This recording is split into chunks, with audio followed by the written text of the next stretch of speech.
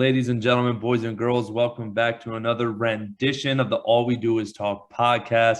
I'm here for week 5. Here with Moody and Isaiah as always. How we doing today, boys? Let's go. Big week this week in the NFL season. Now we get to see, this is when we're going to see the separation between good teams and bad teams. It's time. We're at the quarter mark. We got some tight games this week that are going to make a big impact. Hopefully they're all better than that Thursday night football game that we sat through last night. That doesn't even deserve a review next week. But doing great. October football is here. October sports is here. It's the most wonderful time of the season, Libra season in all of sports. Let's get it going. Yeah, I'm kind of glad we didn't do a preview for that atrocity we saw on Thursday night. But let's get it started in London. Isaiah's team trying to go, 4-1? They're facing the Green Bay Packers. Packers -8 over under 41.5. Lock it up. Lock it up. It's my lock of the week. I've been saving it. This is the game I've been saving for the Giants to pick for a lock of the week. Give me the Giants, who are undefeated across the pond in London, and beat the Packers in the first ever London game back in 2007. Give me history to repeat itself. Azeez Ojulari is out, but Daniel Jones is in. But I don't think it will matter because I think the Giants will actually run the ball pretty effectively against this Green Bay Packers defense because we know how Green Bay is versus the run. I think we'll handle them in the trenches on the defensive end too. I think we're going to rush the passer and run the football, and Daniel Jones will stay out of the way and not fuck it up. And still no Kadarius Toney. Officially still no Kenny Golladay. He's actually hurt now. So he's out. And Kadarius Toney somehow hurt his other hamstring while he was recovering from his other hamstring injury. So those two guys are washed. We're going to have to probably replace them. But I'm going to take the Giants to cover and win. And I'm going to take the under because there's no way Giants football isn't over. Giants football isn't over. Before last night, I always used to tell Isaiah the worst football game I've ever seen was Giants-Rams in London in 2016. There was a pick six in that game. There was exciting plays happening in that game. There was no exciting plays happening last night, so you disrespect. But luckily, last night took the cake. The Giants are back in London again, and I'm expecting more ugly across-the-pond football once again. Great to see that Daniel Jones is moving around well, can actually play, although I was excited to see the Saquon Wildcat offense. That'd probably be more entertaining than what the Giants are about to put on display here. I'd be very surprised if the Giants won this football game, but I'm going to pick them to cover. I actually think with the way Saquon Barkley's playing right now, with the way they're able to run the football, I think they do have an opportunity to at least stay in it by shortening the game, shortening the clock. Packers don't really want to play the run that aggressively. They're willing to sit back in their zone, play bend but don't break. And I think the Giants will take it to a few Graham Gano field goals. And this Packers offense, I still don't love it. The Giants have a respectable secondary. I hope they're not planning on blitzing Aaron Rodgers too much. If that happens too much, it will get ugly. But beyond that, as long as the New York Giants are able to play a competitive brand of football on both sides, a competent brand of football in London, I think they'll be okay to cover here, and I'll take the under. I've just been looking for every single reason to try to take Green Bay in this situation, and the offense just scares me out of – I don't know if they can win by 9 points to win this. Yeah, it's just too big of a spread. Yeah, so I'm going to go Giants as well. Lock in the under. Every Giants game, like Isaiah said, is never an onslaught of offense. So. All right, so let's keep it moving. Seattle, after probably the game of the week last week, heading to New Orleans. New Orleans -5.5 over under 45.5. No Jameis Winston. No Michael Thomas. No cover for the New Orleans Saints. I think I'm liking Seattle a lot here. Geno Smith. The advanced metrics, the regular metrics, whatever you want to call it, he's been one of the 10 best quarterbacks in the NFL this year. The Seattle Seahawks are running a very high efficient brand of offense. Their tackles have been great in pass protection. DK Metcalf, Tyler Lockett are still proving to be highly talented weapons for that team. And Seattle's playing with a lot of confidence right now. The Saints dealing with a bunch of injuries. Their defense has been good, not great. Their offense is really, really bad. And while Seattle's defense isn't very good either, the Saints starting Andy Dalton just puts a cap on their offensive ceiling. I think Seattle will be able to hang tough here. I don't think they'll have the offensive explosion, obviously, that they had against Detroit last week. I'm sure a better defense will slow down Geno Smith a little bit, but I don't think it would be enough for the Saints to cover 5.5 here. I'll take the Seahawks and the under. Yeah, I am in a complete agreement with you, Moody. I think Seattle, crazy they have better quarterback play now than Denver. It's a funny storyline. It's a hilarious story. You hate to see it. Yeah, so I'm going to take Seattle. I just think they're hot. I mean, you got to play the hot hand with New Orleans having all of their injuries. I am going to take the 5.5 points all day and give me the under as well. Oh, yeah. It's my turn to pick the game. I thought for some reason I won already. Yeah. Give me Seattle to cover. Give me the under. While Geno Smith has had 2 excellent games this year, he's had 2 terrible games this year as well. So you've been riding that roller coaster in Seattle. Hopefully this New Orleans defense doesn't turn up the pass rush to – that's the only way I can see New Orleans winning this game and being effective. No Kamara, no Thomas, no Jameis Winston. No chance. No Sean Payne, no chance. So nothing more to say about that. Let's just move along. All right, yeah, let's keep it going. Let's go to Buffalo, where Pittsburgh's coming to town. Buffalo, 14-point favorites, one of the first massive spreads of the season, over under 46.5. I'm going to take Pittsburgh. I think they're going to have a little bit extra juice coming for being Pickett's first start. And I'll take the over in this as well. I think there'll be just enough points scored to get over that number. So I got Pittsburgh in the over. What's the spread? Let me see. 14.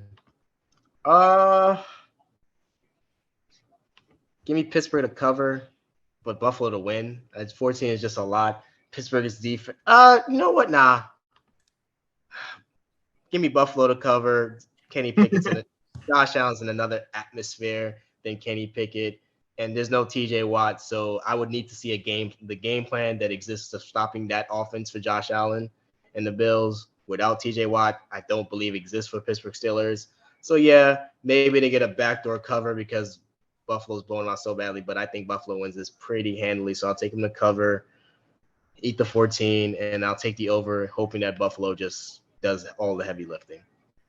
Yeah, personally, just fade this one. If we're just going to be completely honest with you. But if I have to make a call, I think Kenny Pickett gets baptized by fire in a pretty gruesome fashion by the Buffalo defense. I'll take Buffalo to cover here. I think without TJ Watt for the Steelers defense, they can't really stop anything of note. Great to see Minka playing, but other than that, how can they really slow down this Buffalo offense that's playing at such a high level?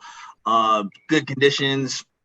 Josh Allen's playing at an MVP level. The Steelers just seem to be without a fight after what we saw against the Jets. Maybe they'll get a new quarterback bump to show it early, but I think Buffalo pulls away at some point in the second half, and I'll take the over as well, Buffalo to win and to cover. Yeah, I mean, I also have – aren't there a bunch of injuries on Buffalo's defense still? I don't think it matters. I don't think it matters at all. They got Poyer. They got Von Miller. And they have the best pass rush. They have the best non-blitzing pass rush in the NFL against the Steelers OL. It's not going to be pretty. Yeah, and Poyer's having a DPOY level season, so as long as Buffalo. The injuries aren't that bad. The TJ Watt injury for Pittsburgh is more crippling than any amount of injuries that don't include Josh Allen, Von Miller, and Jordan Poyer and Stephon Diggs for the Buffalo Bills. Oh, absolutely. All right, let's keep it moving. We got Justin Fields and the Chicago Bears heading up to Minnesota. Minnesota minus 7.5 over under 43.5. I personally would never, ever take Kirk Cousins to cover more than a touchdown. That's against philosophy. That's not the games Minnesota plays. I just can't see a scenario which it happens. I don't care if it's at 1 o'clock local time. It does not make a difference to me. And that's my only real strategy analysis call in this game. The Bears aren't very good, but I think they'll be able to run the football against a Minnesota defense that's not very physical up front in the front seven. And maybe they'll let Justin Fields throw a few times. I don't know. But I expect Minnesota's offense to be able to do pretty much what they want. Like, it's a competitive but not really furious Chicago defense. Their corners are really struggling. Justin Jefferson will probably have a monster day. But yeah, give me Chicago to cover. 7.5 is too big for me for Kirk Cousins, and I'll take the under. Yeah, I'm going to piggyback off of everything Moody said. I would like to take the Minnesota Vikings, but last week showed you every reason why you shouldn't. Even if they get up, they'll probably just want to coast to a 7-point win at best, and then choke it away and have to save the day in the fourth quarter. So give me Chicago to cover because they'll make the game ugly and slow. But Minnesota wins, but Chicago to cover 43.5, or is it 46.5? 43.5. 4.5. Give me the over. Give me the over. Big day from Justin Jefferson. Yeah, I guess I'm going to flip it. I'm going to be the odd man again. I'm going to take Minnesota to stretch it out. 7.5 does worry me. If I was going to bet this game, I might buy that half point to make it 7. But I'll also take the over in this game. All right, boys, let's keep it moving. What could possibly be an interesting game, but probably will be boring. Houston at Jacksonville. Jacksonville -7. When was the last time they were -7 for a game? Over under 43.5. I mean, Jacksonville's looked good, and Davis Mills has not. He's been one of, if not the worst starting quarterback in the NFL this season. And even though Houston absolutely owned Jacksonville last year, they're touchdown dogs here because that's how bad Davis Mills has seemingly regressed. I think his offensive line's been pretty good. I think his running game's been pretty good. They've got decent weapons on the outside. But, man, he is just not making the easy plays for them on offense. And I guess the Jacksonville pass rush has been teed up all year. It could get scary. Trevor Lawrence is playing at a really good level. Houston's dealing with some injuries in the back end as well. I struggle to think Jacksonville will cover a touchdown. That's not really what you want to take to the bank, but I'm going to believe in the talent of the Trevor Lawrence and Doug Peterson combo. I think they'll make a statement here and take out the Houston Texans in comfortable fashion. I'll take Jacksonville to cover and the over. Yeah, I'm going to take Jacksonville as well. I'm scared too. So scared to lay 7 with the Jacksonville Jaguars. But I will take with these more than a touchdown, I feel like you have to take the over if you're going to take the touchdown favorite. I mean, 21-7 exists. 21-10. Yeah. You could beat a team without. It's happening all the time. All right, I'll go Jacksonville in the under. I can't believe you guys are even stressing it. Tease the lineup. I'd take Jacksonville -14. I mean, -14.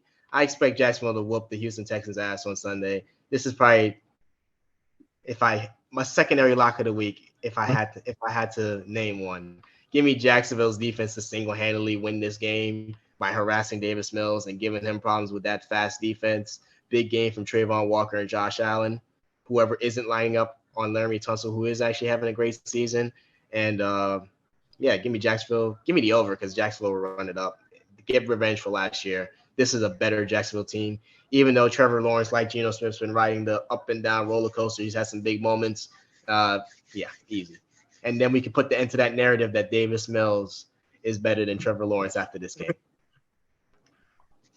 Yeah, I agree. All right, let's keep it moving. Let's go to MetLife where Miami is coming to play the Jets. The Miami is -3 over under 45.5. And I don't know why, boys. The New York Jets is my lock of the week. I don't know why I have the confidence in Miami, for Miami not to come up here, but I just think the charge of Zach Wilson will keep them going on a hot pace. I don't know why. It's ugly. That's why I like it so much. Yeah, I'm a hard disagree here, Eric. I think Miami is just simply the better football team. I think the way they'll be able to scheme up and to get after the Jets offensive line and Zach Wilson, he'll be pressuring to turn the ball over. He got real comfortable against a soft Pittsburgh defense last week. That is not what he's going to see this week. He's going to see a defense that's going to challenge those receivers. challenge him to make plays down the field, challenge him to throw the ball in man coverage. Zach Wilson is the worst quarterback in the league throwing against man coverage. It's a bad matchup for him. And on the other side, I think Teddy Bridgewater will step in. He won't be too good, but he'll be good enough.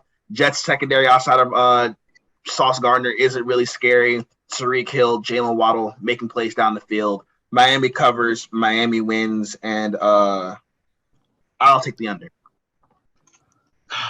This is actually tough because I actually like the Jets' chance in this game. So I like this spot. I'll take the Jets. They're gonna win some games. I like the talent on their team. They're healthier. So give me the Jets to win. Cover the Jets. Oh, cover because the Jets are the underdog. Okay, I can do that. Yeah. Give me the Jets to cover for sure.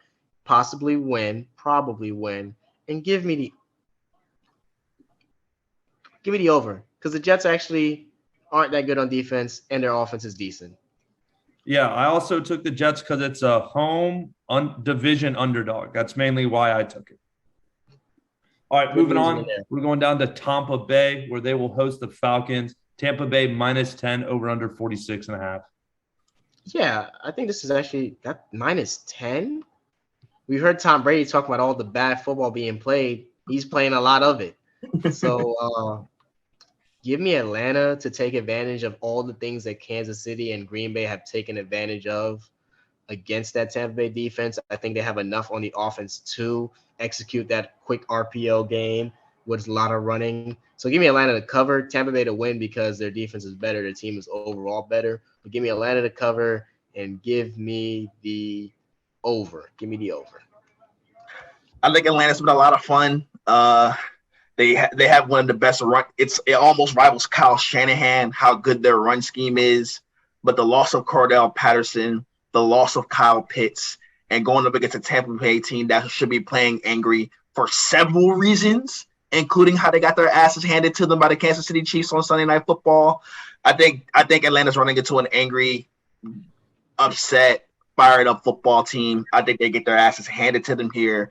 I struggle to see them scoring more than 10 points. Marcus Mariota can only complete 7 passes against a defense in Cleveland missing Myles Garrett. And now you have to go see Tampa Bay. Yeah, I think this one's going to be in the bag pretty early. I'll take Tampa Bay to cover and the under.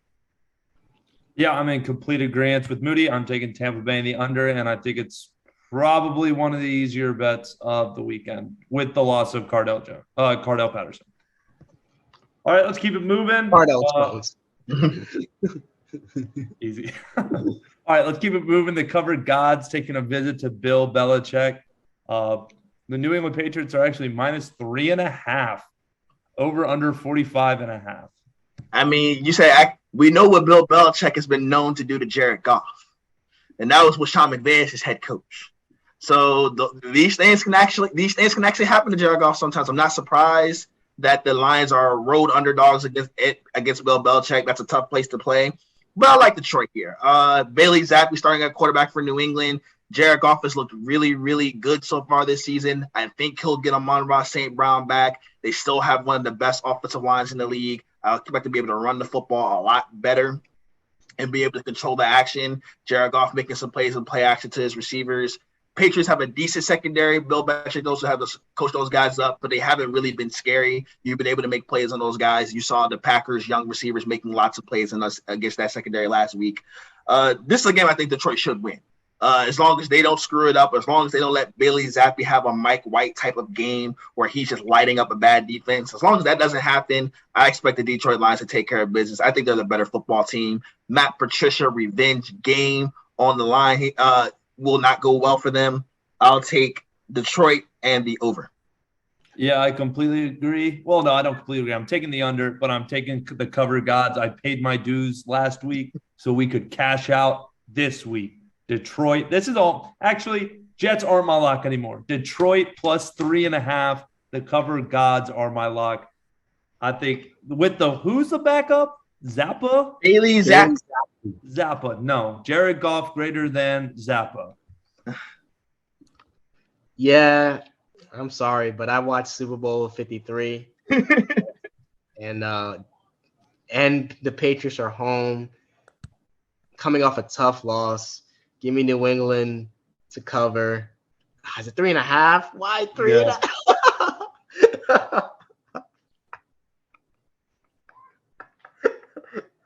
Three and a half. Oh, 3.5. Oh, Might not- 3.5. 3.5. Give me Detroit to cover, but New England to win, because 3.5 just screams death by field goal for Detroit. Painful loss, but definitely would tease. If you could tease that line down to 2.5, I would do that for New England. But give me Detroit to cover, and give me the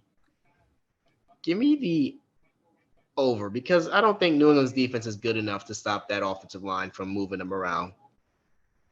But yeah, that's tough. This is gonna be a good matchup. I'm interested. Jared Goff can earn a lot of. If Jared Goff goes into New England and beats a Bill Belichick defense, he'll earn a lot of respect from me. Good. That's actually, that was one of the toughest matchups to pick.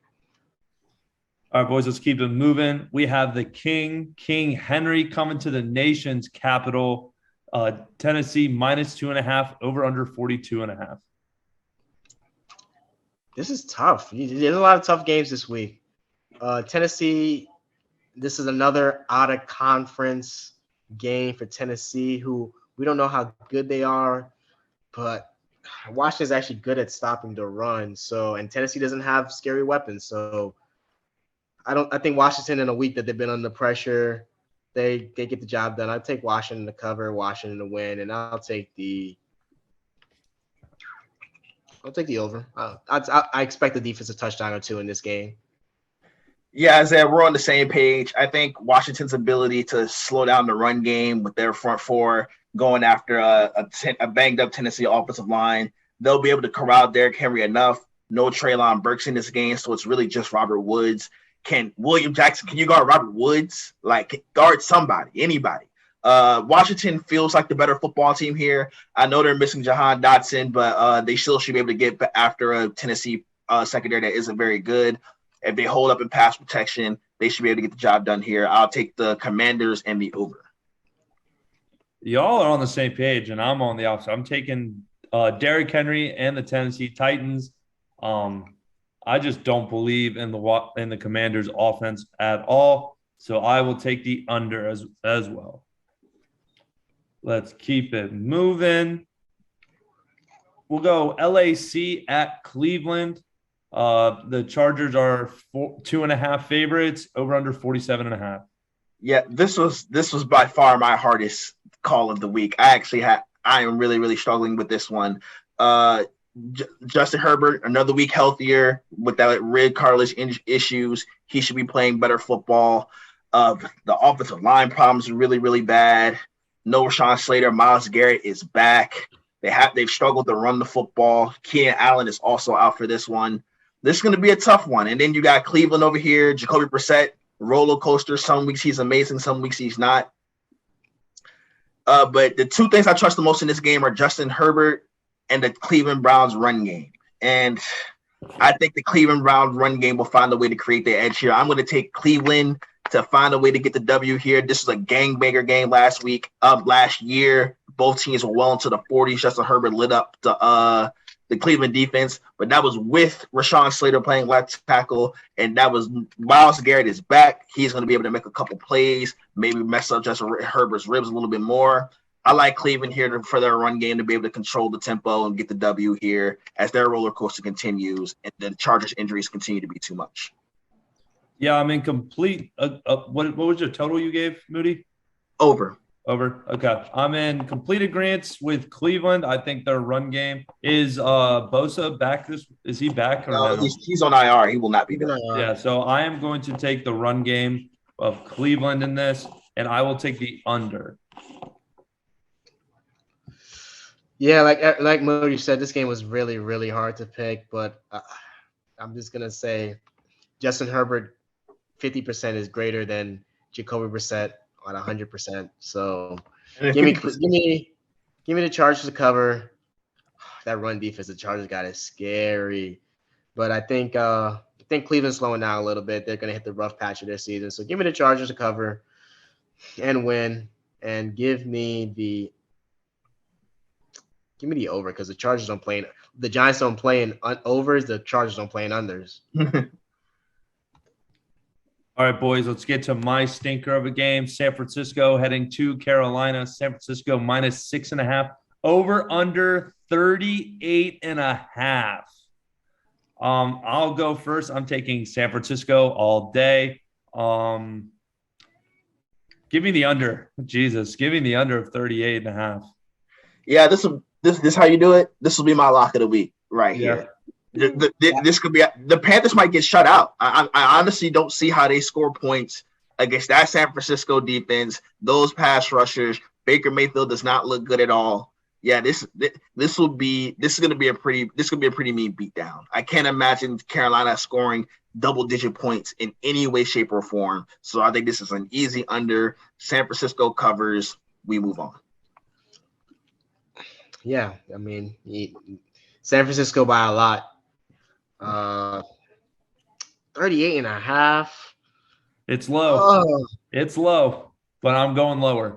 The Panthers may not score, bro. Like I don't think this one you have to sweat. To be honest with you, I'm just praying for a lot of Christian McCaffrey dump offs.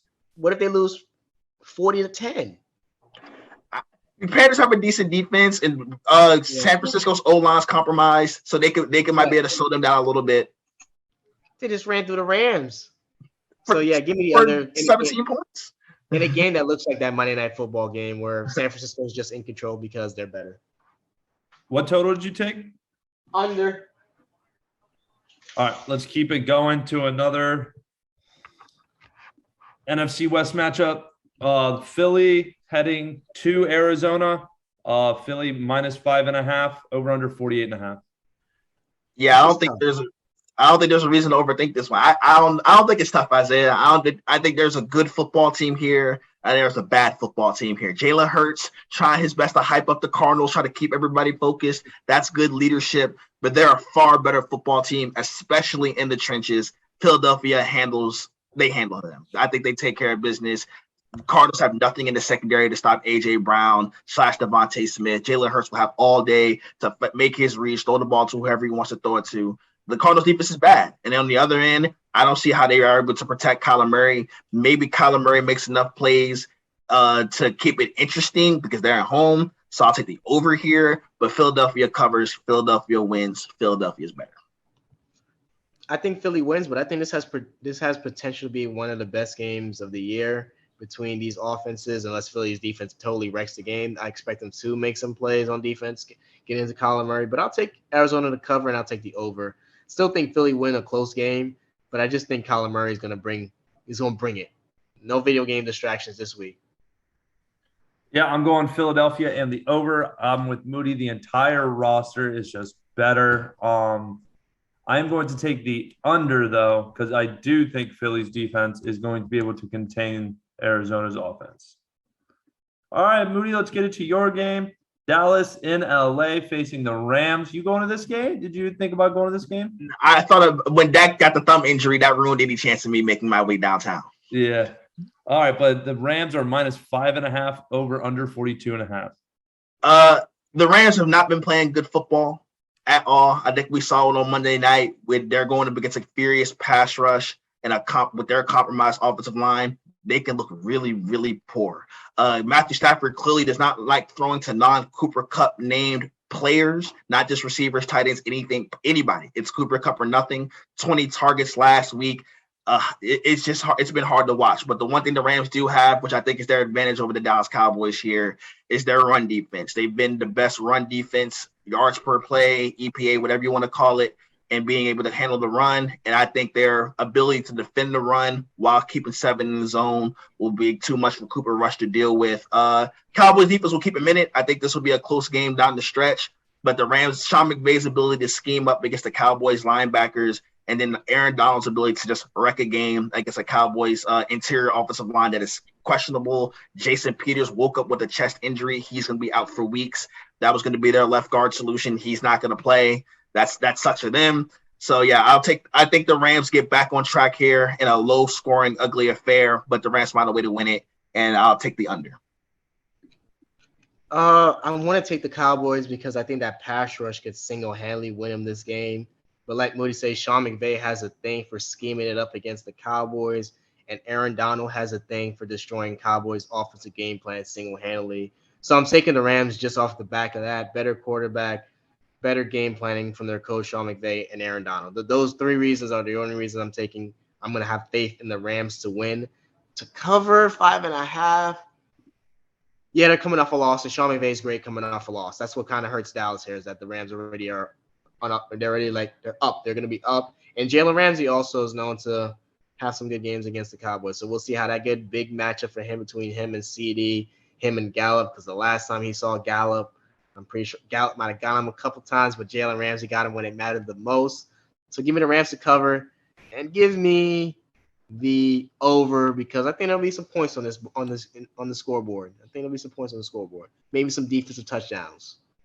Yep, I'm going Rams and the under. I mean, the stats for the Rams after a loss are incredible. So I will go the Rams as well and the under. All right, let's go to Sunday Night Football. Cincinnati at Baltimore. Baltimore minus 3.5, over under 47.5. Here we go. The early division lead gets decided on Sunday. Who gets out ahead? Who gets to take control of the action for the rest of the season? This is a really, really fun matchup. I'm glad we get Lamar back. I think Lamar only played the first half of the first matchup last year, and the rest of the time was spending watching Joe Burrow do whatever he wants to their secondary all game long. Baltimore, Wink Martindale no longer their defensive coordinator. They've been a little bit less aggressive as a unit. Their corners haven't been playing as well, so they haven't been able to do the man coverage, man blitz things that they want to do. And for Cincinnati, their defense has been carrying them. To be honest with you, their defense has been playing absolutely fantastic. They played some bad quarterbacks. Tua got hurt, obviously. And their offense has looked a little bit out of sync. But I think against a team that they're familiar with, Jamar Chase finally getting some comfortable matchups.